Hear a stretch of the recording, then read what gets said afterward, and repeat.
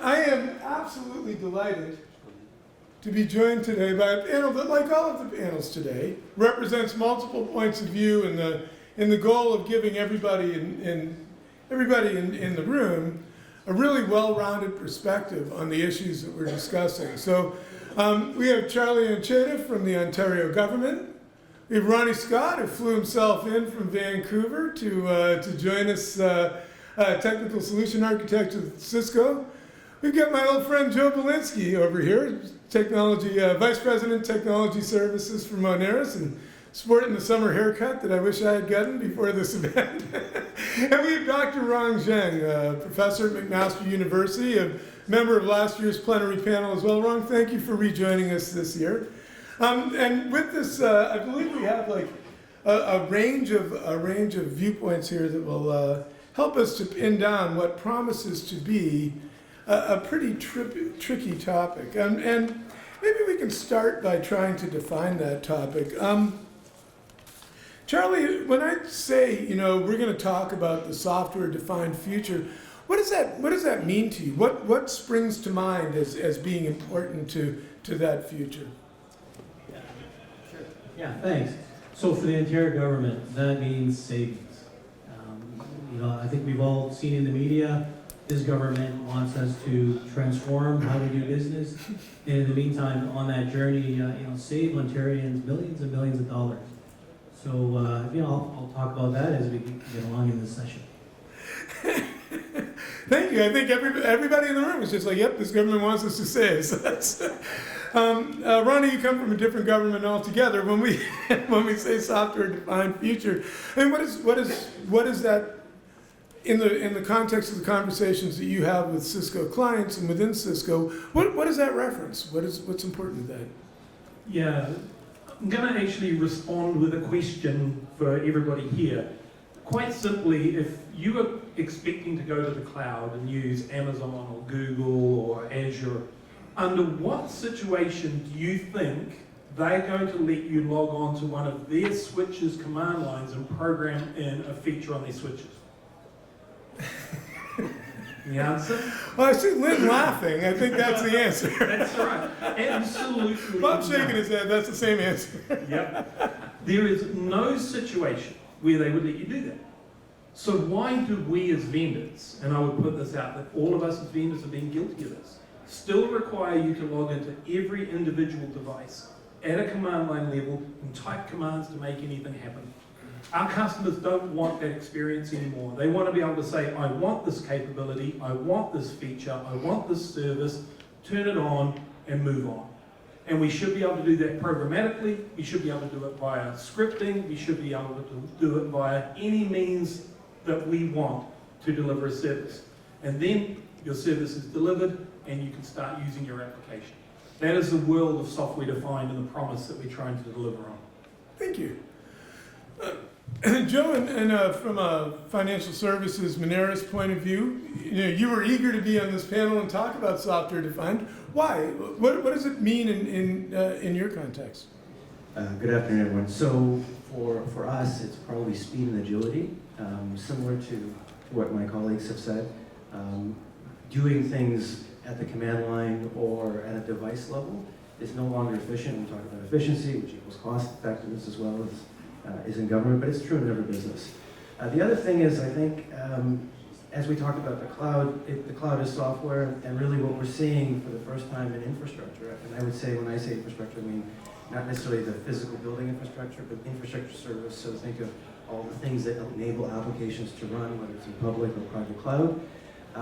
We are now seeing a transformation where software and infrastructure are working together where they never have before. We support software as an existing service, but now we're actually using, sometimes writing, software to deliver the services of infrastructure. So that's where I see the software-defined term probably overused a little bit, but that's kind of how I see it, and making the boundaries between those devices, switches, routers, networks, equipment, and manufacturers seamless, but also allow you to be flexible with how you deliver applications. And then my friends in security always challenge us to say, we're going to put devices in between layers. Well, if everything's software, that doesn't work anymore.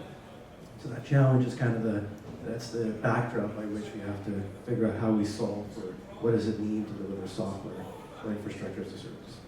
And it has changed, the software-defined future has changed the composition of your staff in some ways as well, has it not? Yes. Okay, yes is an answer, but. The short answer is yes, but what we've started to see and started to do, and even through our student recruiting programs, which McMaster is one of them, is we are bringing in developers and infrastructure roles to code APIs instead of command line interfaces, to use open source or OpenStack tools to deliver service, to, for the first time for our developers, build our own in-house self-service provisioning tools. Which is an interesting time, but it's also a complicated time because now there's a lot of choice. There's choice from our partners here at Cisco, there's choices from other vendors, and there's a choice to do things on your own. And so the reality is you have to probably choose a variety of things. Thanks. And Ron, you are the pipeline into Joe's environment and Cisco's and the government. So what does software defined in an academic context mean to you? Well, professor in computer and software, I would say the first thing it means is that more jobs to our students. Because we train students precisely to serve such industry. And from research perspective, I would say the trend in software-defined X allows better programmability and visibility of physical layer or hardware information actually allows more innovation. So like previously as a researcher, you want to design a new protocol, you probably can only test it in a very limited way. But now with software-defined network, for instance, you could actually do it potentially in a production network, just have sufficient isolation. So I would say look at the next step of software-defined. What it really enables is intelligence. You will be able to take the information you get from your environment, from the hardware, and then make intelligent decisions. That could be data-driven, could be model-driven. So I think there are definitely a lot of potentials for research and innovation in this regard. Thanks. And actually, Rong, that actually springboards nicely into the next question. You know, how and where and why do you see software defined being important to the roles that you're preparing professionals for today? I mean, what is it? Where is software defined so important that it calls for skills that you're creating? And are those skills changing? I would say from a training perspective, like traditional software engineering, typically we talk about web development, maybe mobile app development. But now with a lot of things becoming software defined, whether it's network or radios, or I could just learn new terminology yesterday, software defined power. So software engineering is no longer just the pure software, but they need to understand the domain and need to have the engineering sense, which I kind of feel the system like PEOs and the engineering degree compared to like in other places such as states, they think software as part of computer science actually start to make more sense to prepare our students to be able to tackle domain-specific questions but with their software development and design training. Thanks. Joe, your environment's quite different from an academic institute. How or where or why does software defined, fundamentally change what's happening in within your business environment? So thank you. So it's, I guess it goes back to the business that we're in. So for those of you who don't know, Moneris powers is the largest payment provider in Canada. We probably run 1/3 of all payments electronic or retail. When our customers look at the services we offer to them, they look at us as a cloud provider, right? And more of our communication with our customers is over public cloud. We're moving away from traditional dedicated lines, and so even the service levels and the delivery of all service around that is feeling like a cloud service. So as our friends at Cisco just said earlier, as you see software evolving at the speed of whatever it is, we need to be able to deploy new applications to our customers to spin up developer environments for developers, offer different merchants different services. And if you always have to be installing and reconfiguring, whether it's in your private or hybrid cloud environment, or even as you leverage public cloud, allowing you to do that more flexibly with software is the key differentiator. So we see it as an early stage, but it's important for us to try to leapfrog that. There's a view I have internally, with my team, which is we have to stay one step ahead of developers and kind of 2 steps ahead of the business. So if you're an infrastructure professional and you're trying to challenge to just move away from doing currency or just figure out what the next faster thing is, some of the challenges that you'll solve is how do I bridge these services together in new ways. And so we see this as a journey, not an end destination, in terms of how you transform teams, how you transform the way you operate, manage networks, and also how you benchmark these roles to move to pure cloud delivery. Because for organizations that aren't born in the cloud, and we're one of those that isn't, we're in a hybrid environment. As we move to more public or other cloud services, you need to have skills to do that. And if you're going to reskill your people, allowing them to manage infrastructure as software is one of the ways to do that. So we also see it as a development path for our employees to be able to manage those tools, whether it's our hardware or our environments or whether it's someone else's. Thanks. That's actually that's a great answer. Charlie, maybe we can just come back to Ronnie in a minute, because I wanted to ask you. I mean, my question says how, where, and why is software defined important in your environment? You answered the why right away. But I mean, from that, like knowing that you need to operate an infrastructure that supports millions and millions of citizens and the government services that they consume, where and how does software defined help you with that? And what does that mean to your vision of how your department evolves to capitalize on the skills that Ron discussed, or the 1 step ahead of the developers, 2 steps ahead of the business observation that Joe had? Right. So in Infrastructure Technology Services Division, which I belong to, over the years we've done the traditional asset-based model. So we bought hardware, software, we bought lots of servers, networks, storage, and that's tied up for 5 years in a capitalized CapEx, spreadsheet. And so now we recognize we don't want to do a straight refresh of those assets. We want to strategically look at how we can position these applications as they transform and modernize to a cloud environment, to the endpoint devices. Mm-hmm. Our chief digital officer, her mission is government services anywhere, any place, anytime. Right? And in order to achieve that, we've got to transform what's in our, as Eugene called it, in our engine. Like our engine is long due for a rebuild. And in that rebuild, we're going to use the modern technologies of putting those superchargers and turbos in, and that is the software-defined space. We recognize we have over 10 petabytes of storage under management. And a lot of that is, a lot of that data is unstructured, and half of it is, probably hardly ever accessed or rarely accessed. So now we want to look how we can strategically position, those assets to where they are, better utilized, or we can get better efficiencies by putting some of that in the cloud, and keeping the stuff that's dynamic and constantly changing. And due to regulatory or compliance reasons, we have to stay on-premise.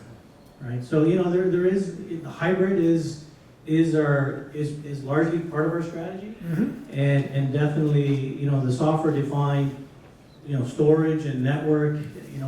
Walking through some of the displays there, you see software defined power. I'd be really interested in how I can manipulate the power to the rack, or even. The car I drive, and I think the technology today, when you stop, your engine turns off, right? Mm-hmm. How cool would that be if you're walking through your data center and all of a sudden the whole rack shuts off because there's no active utilization on that node? Mm-hmm. So, and what's going to drive that? It's going to be software. And this is huge for us, because it's the only way we realize we're going to, get that savings that's going to offset our investments. We're constantly going to our deputies and our political masters requesting support to invest, and the answer is always, yeah, sure, sounds good, Charlie, you can go ahead and you can run with that strategy, that program, but you're not going to get any money. You're going to use the money that you're going to save, right? So that whole thing that you're going to get money. And so how do we build that into our plans? And again, it takes careful consultation and partnership with our ministry application owners that own the applications and partner with them in figuring out how we're going to get to this 3-year strategy and implementation. Thanks very much. So Ronnie, if I can recap what I've heard, you have a payment processor looking to fundamentally move to a more flexible environment, a more agile environment, and recognizing the software is driving that. And you have a public sector entity that is transforming from a traditional asset-based model to a mobility cloud enabled environment that corresponds both to the chief digital officer's vision for everything everywhere to everyone and the realities of budget constraints and regulatory constraints. Can you talk about whether these two examples are typical in your experience, whether there are other examples where Cisco customers are looking to software-defined in order to address critical issues in their business? Yeah, originally, not that long ago, it was pretty restricted to the large customers who were trying to deal with these problems and thinking how could they scale. And so they were prepared to invest something that either pay for programmers to do automation and orchestration for them and work it out all themselves, or as the technologies have evolved, they look at beginning to refresh into infrastructure that naturally works that way. But what's happened more recently is that Dr. Rong is teaching all these students to think that everything they do should be a programmatic construct, that everything they do should be able to be automated and orchestrated, and they're beginning to populate every organization I deal with now. And we're also seeing Forbes magazine and Gartner saying this is how you should be thinking. Mm-hmm. So all of a sudden we have our executives beginning to say, why don't we do all this cloud-like stuff at home? Why can't we have this agility that we've been talking about? And the simple answer is you can, but it requires both your infrastructure to think differently and your organization to consume differently. And so that's now becoming a mainstream process of thought into so many organizations. And I was just talking to my colleague Chris earlier in the day. Software-defined networking, as an example, was something we've been pushing for 6 or 7 years, and it has been a hard slog. But in the last 18 months, it's become the conversation of the day. It's not something that we're having to convince people you're going to want. It's something that they're now saying we need. And it's coming from small to the very largest organizations. Thanks. Joe, if I can ask you quickly, I mean, you're moving from stuff that just works to a software-defined set of capabilities that do more things differently. Are there any impacts that you're either responding to or creating that result in changes to customer expectations or to the SLAs that you have with your customers? Maybe I'll do a different example to address that. I think it involves the kind of thinking Dr. Ron spoke about, is really changing the way you think about infrastructure. So as infrastructure professionals, one of the things that we've done a really good job that's hurt us is we virtualized everything on the server level, which is great. But then no one cares about servers anymore. And now we're trying to do that at everything, at the network level. And that requires some changes to the way you think about applications, the way you think about security, the way you think about what a DMZ is, where the internet is, where your layers are, and if we layer containers on top of that, and the way application development is moving to, it changes everything. So it's not really an answer, it's more of a, these are different challenges that software-defined everything is trying to solve, but the example that I would give that we've challenged a little bit of our developers is we gave them a few tools to go to the public cloud and do a little playing, and they came back and they said, this is great, and we did some of that internally, and we did it as a proof and a use case to say, could we do it, which we did. We leveraged some technologies which we deliver the same capability, which was great, and we learned some things through that process. What we also learned is they got to do a lot of work on the applications, right? But even if we deliver this great software-defined infrastructure, if you want to move applications or services and they weren't written for that, and you're migrating, that's some work.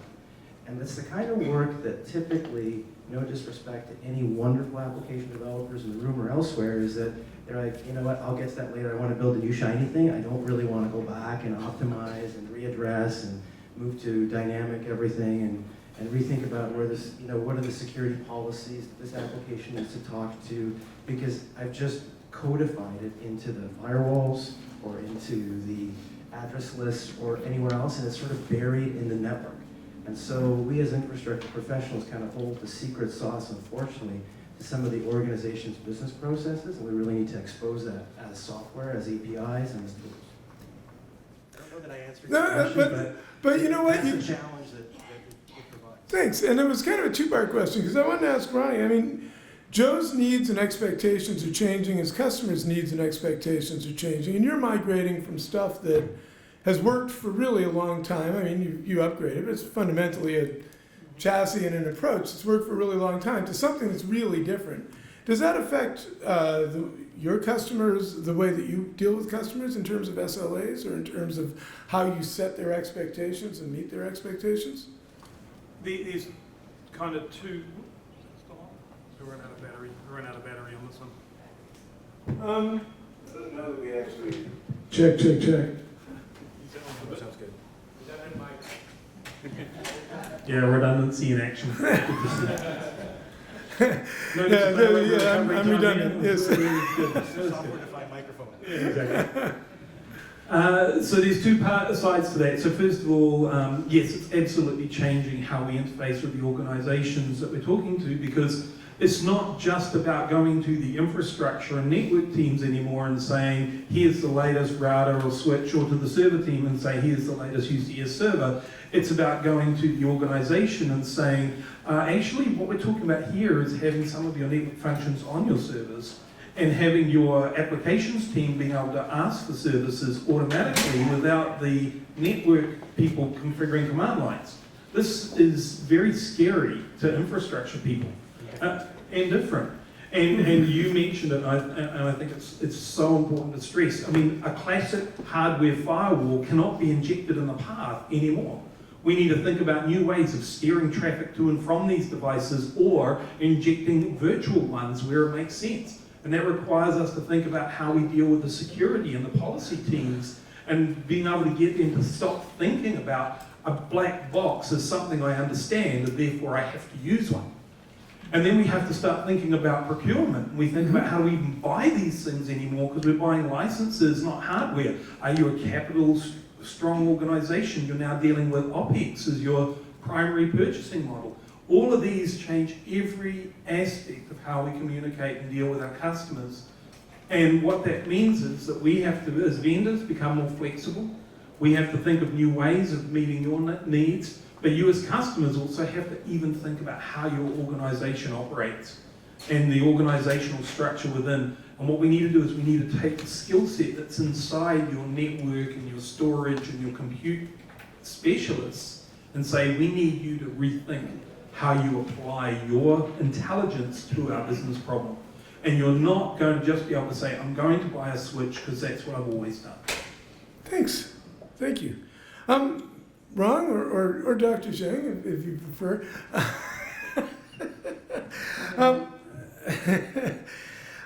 You know, I'm sure that as you're preparing students, you need to paint for them a vision of the future that they're preparing for. Can you talk a little bit about the successes that you've seen or had in deploying software-defined infrastructure, and what's important in your opinion to achieving success here?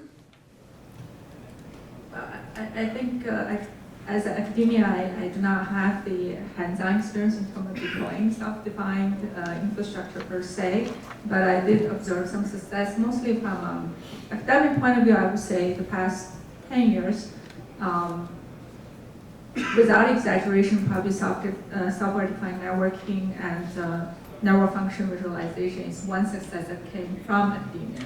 That was accepted and adopted widely in industry, compared to many other innovations that did not have a very long lifetime from academic research. So when I think about it and what kind of lesson we can learn as researcher, I would compare software-defined networking with active networking, which is older concept that I think I would say probably 20 years old. I think the leading researcher moved on to Intel, and that's something that's not eventually neutralized. So if you compare active networking with software-defined networking, by the way, how many people in the audience actually heard about active networking? Active networking? Anybody? Okay, that shows it's not a very popular subject. But the basic idea in a nutshell is that in addition to your infrastructure can be programmable, you actually, in the network packet, you can have encapsulate a little bit of code when it arrives at the router or the switches that actually programs behavior or change it on the fly. So now you can say why it would not be very popular. So from a research point of view, that gives you the maximum possible flexibility you can change how things can work.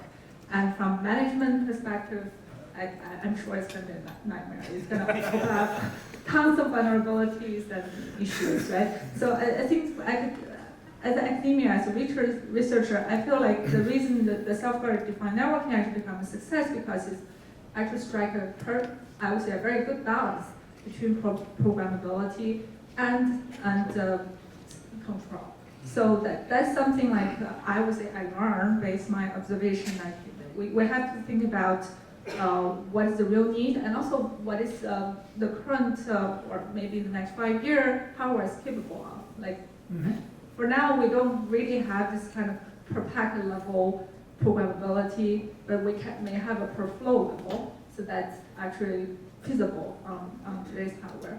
So that's kind of my lesson I learned, and I see the success of SDN. Thank you very much. Joe, maybe I could ask you, have you deployed software-defined technologies in your environment? So we're on I would say we're on the journey. So we're also going through a network refresh, and just as Ronnie mentioned, the technologies we're looking at should be capable of that, and so we're moving to leverage that. Right now we're still running more classical networking, but the view is that's really just imminent. Where I would say we're doing some real production work is really in the I would say, customer-facing production environments, so developers, dev environments, unit testing, and whatnot, where we have a bit more area to play.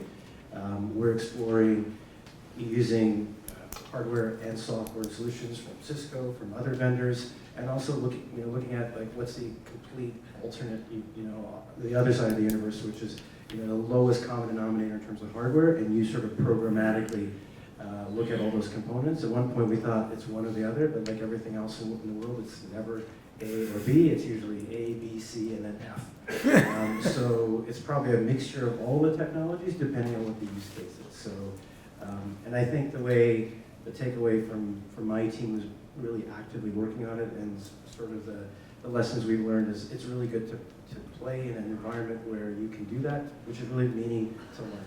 And the learning part has been probably the most valuable lesson. And the business benefit and cost benefit is try to learn quickly so that you can try to adopt that and find some good efficiencies. Thanks very much. Ronnie, maybe we could switch gears just a little bit here. I mean, you've seen people deploy software-defined technology. What, if you were trying to identify for the folks in the room, what characteristics are most indicative of success at the end of that journey? What should they be thinking about doing as they venture forward with software-defined to best set themselves up to reap the benefits and avoid some of the pitfalls? Actually, Charlie's already kind of answered that. It's the hybrid cloud.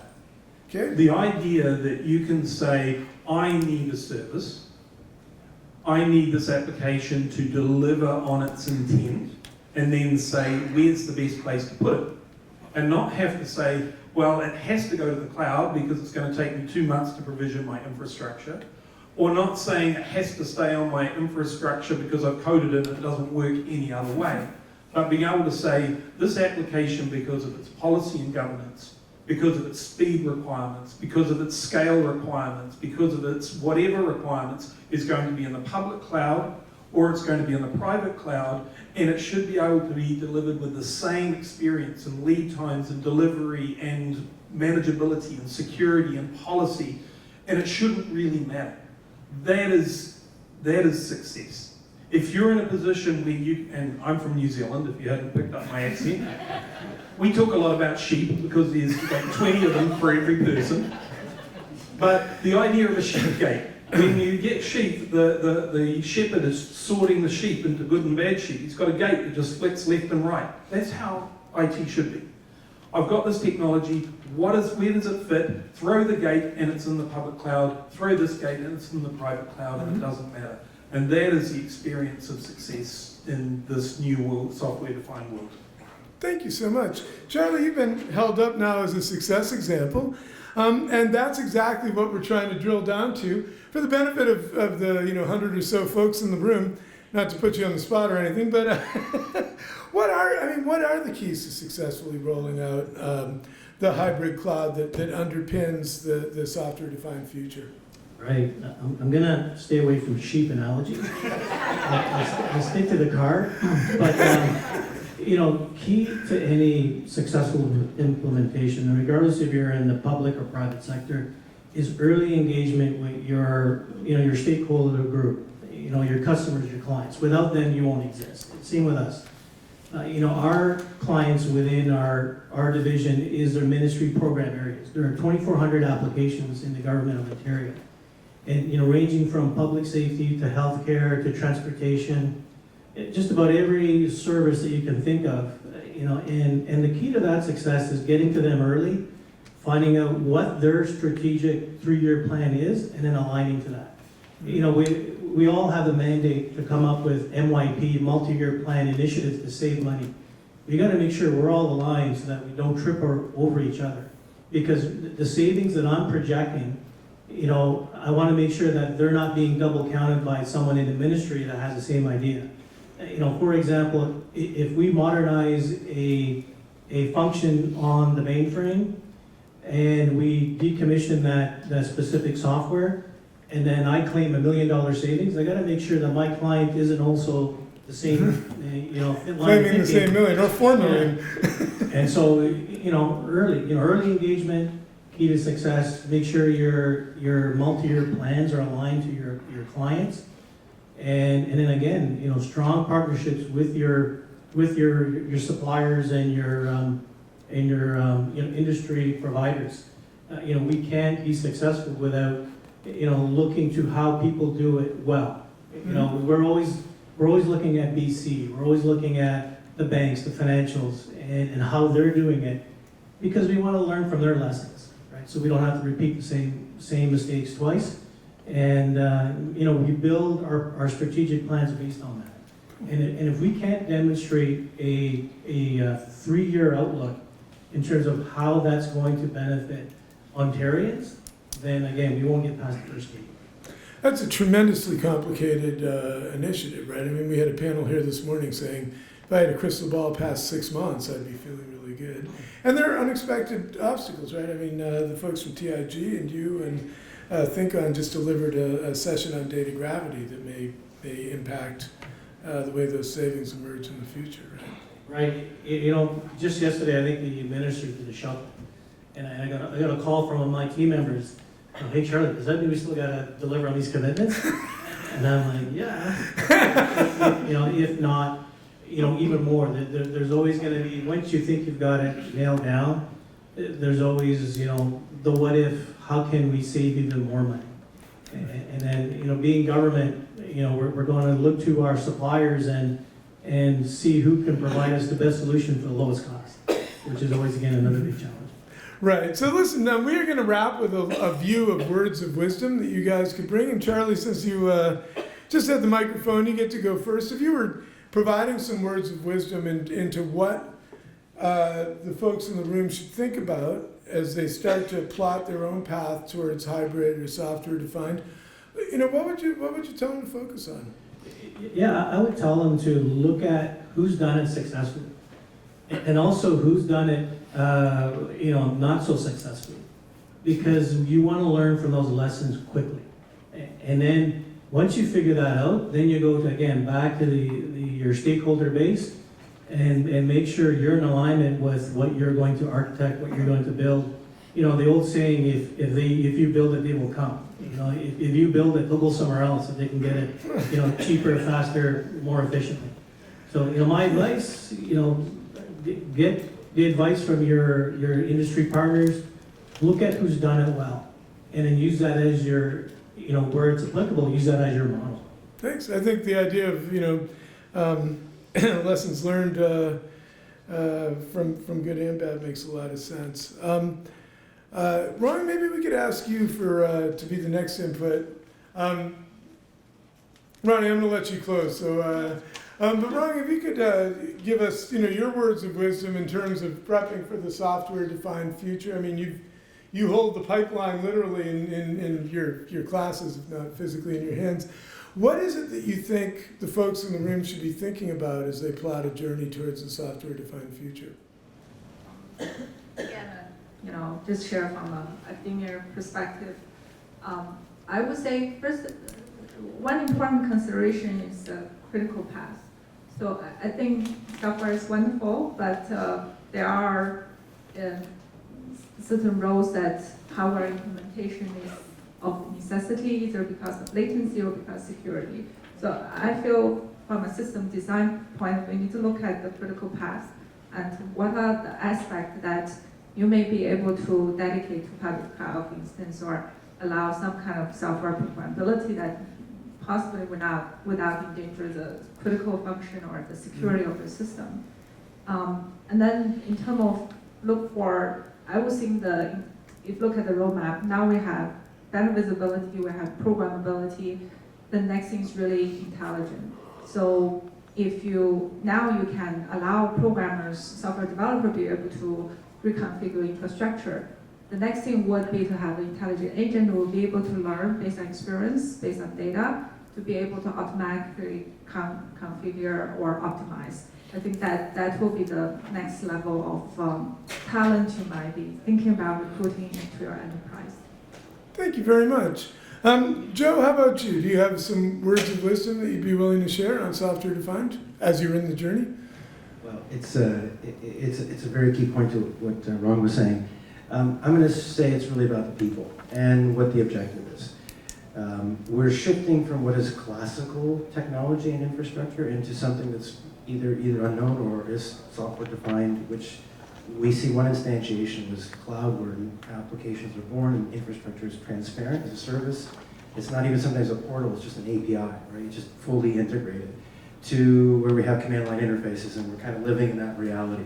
So as you shift your organization, your business, in our case, a part of our business is developers who really think of infrastructure as a black hole and just get it done and make it run and, you know, don't bother me with the details.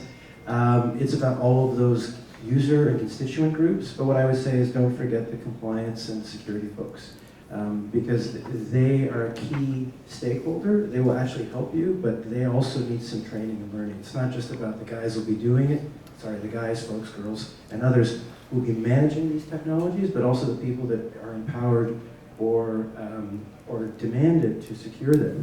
And they also need to appreciate the art of the possible and sort of evolve with you in terms of thinking about it in a new way. And I have a feeling that when we talk about software-defined networking infrastructure, we don't always include those folks, and so I would say they should be like the first ones at the table. Thank you very much. Ronnie, as you know, the Cisco guy on the panel, you get the last word here. What words of wisdom and advice did you have for the folks in the room? So the most important is that there's still, in most customers I encounter, more people than not will say, we don't need automation and orchestration, we don't need to do everything automatically, we don't need software defined. If you're one of those people, stop it! You're wrong! And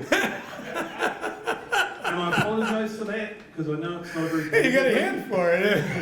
It's a very Kiwi thing to say, we call out the tall poppies, but it's coming. It matters, because as an IT person, our job is no longer typing command lines. Our job is to be the bridge between the application need and the infrastructure, and to build the policy to be the broker. And I talk a lot in my presentations about this idea that think about what a mortgage broker does. They don't just walk in and say, oh, welcome, here's your mortgage. They start off asking questions.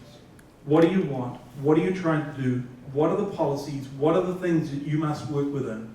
And then they point the customer at the right place. And some days, the right place will be the public cloud. And some days, the right place will be on premises in the private cloud. It is important that as an IT organization, if you want to remain relevant to your organization, that you're helping guide your customer forward, not forcing them into corners where they have to go and do it without you. And I think that means every decision you make, if you're not already making them, every decision you make from here has to be thinking, how do I enable my customers to get the experience that they are going to increasingly want from me? And if we can start building that, even if today it doesn't make sense, it's going to be a little change, it's going to be a little hard, but in a little bit of time, you may find that it changes who you are in your organization and makes you, again, critical to the organization, not the part of the organization everyone tries to work around. Thank you.